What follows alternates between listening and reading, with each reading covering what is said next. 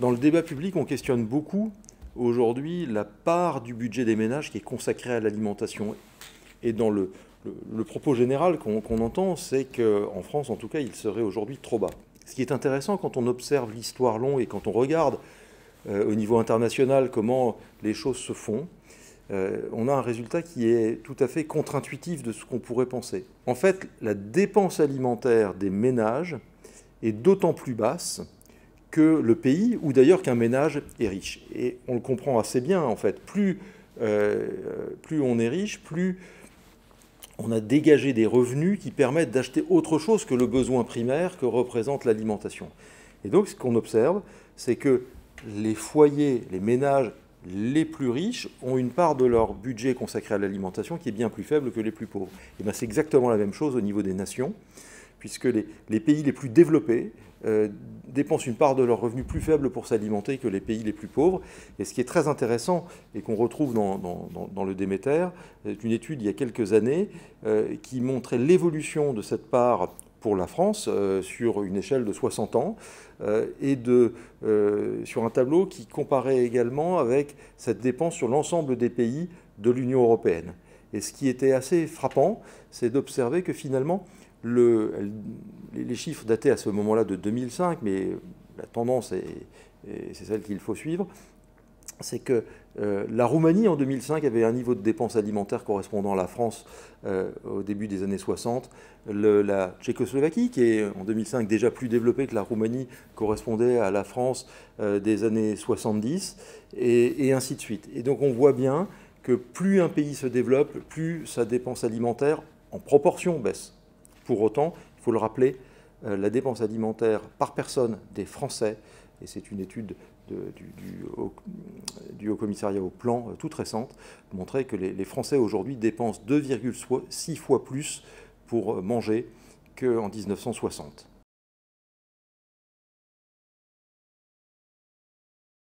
La France a toujours été un pays assez inégalitaire territorialement, avec une région capitale très puissante. On a ce jacobinisme centralisateur depuis toujours. Mais ce qui est assez frappant, c'est que depuis, sur les 15 ou 20 dernières années, ce mouvement s'est fortement amplifié. Et là encore, quand on regarde l'Union européenne, c'est assez marquant. En fait, si on regarde le PIB par habitant, qui est un indicateur, même s'il est assez compliqué à mesurer au niveau des régions, Eurostat le mesure, la région Île-de-France est la région la plus riche d'Europe, celle qui produit le plus fort PIB par habitant. Les autres régions françaises sont nettement décrochées. La plupart sont en dessous aujourd'hui de la moyenne européenne, qui inclut les anciens pays de l'Est. Et ce qui est encore plus difficile à accepter finalement, c'est d'observer que une large majorité des régions françaises aujourd'hui ont un PIB par habitant qui est inférieur aux Länder d'Allemagne de l'Est. Pour ceux qui ont connu encore cette chute du mur de Berlin, c'est se dire qu'en 30 ans, ces Länder ont dépassé l'essentiel des régions françaises, est assez frappant. Et toujours sur ce même critère, on voit bien que la décroissance en fait existe en France sur beaucoup des régions qui voient une chute de leur PIB et de leur PIB par habitant sur les 10 ou 15 dernières années. Ça se traduit dans la consommation alimentaire et dans le commerce de façon très nette, là où les consommations étaient relativement standardisées, hein, cette logique qu'on a connue de la grande classe moyenne qui a dominé largement le paysage de la consommation pendant une quarantaine d'années. Cette grande classe moyenne se fragmente de façon accélérée au global, mais ça se lie de façon très nette au niveau territorial, puisque, pour illustration, le taux de pénétration d'une enseigne comme Biocoop va flirter avec les 60%, ou ses confrères, hein, on va dire les purs players de la bio, autour de 60% quand on est à Paris, mais ne dépassera pas 30% en moyenne France, par exemple. Vous aurez le même phénomène avec une marque comme C'est qui le patron, qui va être extrêmement performante dans les cœurs de métropole, beaucoup moins dans les campagnes.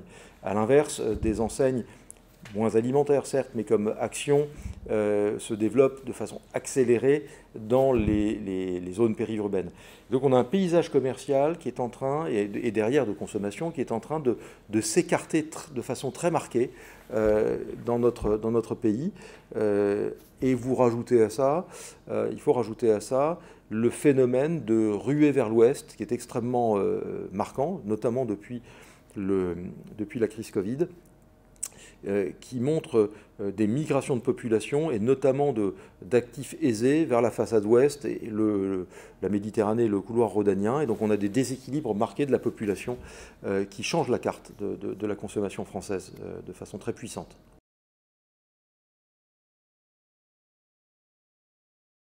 Tout d'abord, je ne sais pas s'il faut et s'il est possible de réduire cette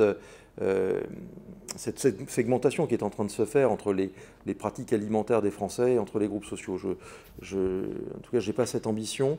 Je pense que ces mouvements procèdent d'évolutions sociodémographiques qui nous dépassent largement et le politique peut-être pourrait agir de façon globale, mais sinon on va plutôt dans la filière alimentaire subir ce mouvement.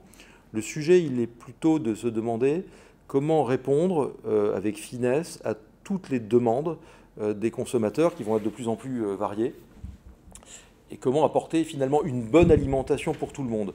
Le grand risque, ce serait, on va dire, une bonne alimentation, qui est un peu le discours général aujourd'hui, qui serait une alimentation pour les élites et puis de la malbouffe pour les gens plus éloignés des métropoles et moins riches. Je caricature à peine.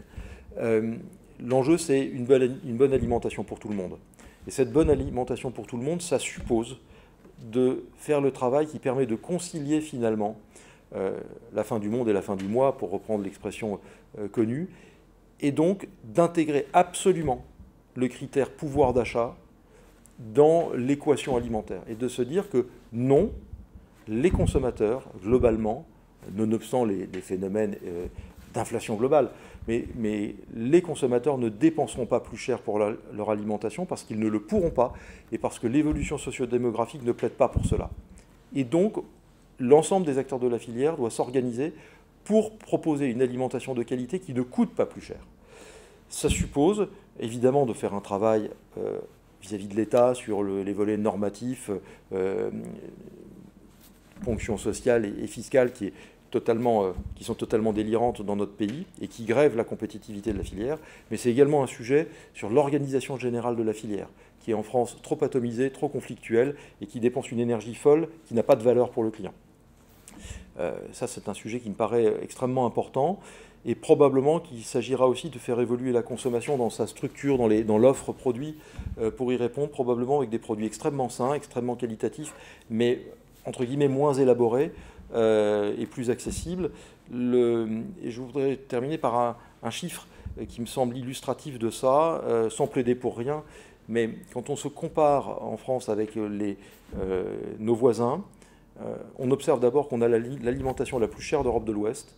Ça ne veut pas dire que les produits sont tous plus chers, même si c'est assez largement le cas, mais que nous avons fait le choix de produits ou de circuits de mise en marché qui sont plus chers que nos voisins, notamment par exemple avec une part de marque distributeur dans le mix produit des Français qui est bien plus faible que chez nos voisins. Si nous avions la part de marque distributeur des Allemands ou des Anglais, par exemple, l'alimentation des Français coûterait entre 2 et 5% moins cher. Voilà une illustration probablement des mouvements qui vont se faire et qui d'ailleurs, sous pression de l'inflation, ont commencé à se faire depuis une bonne année.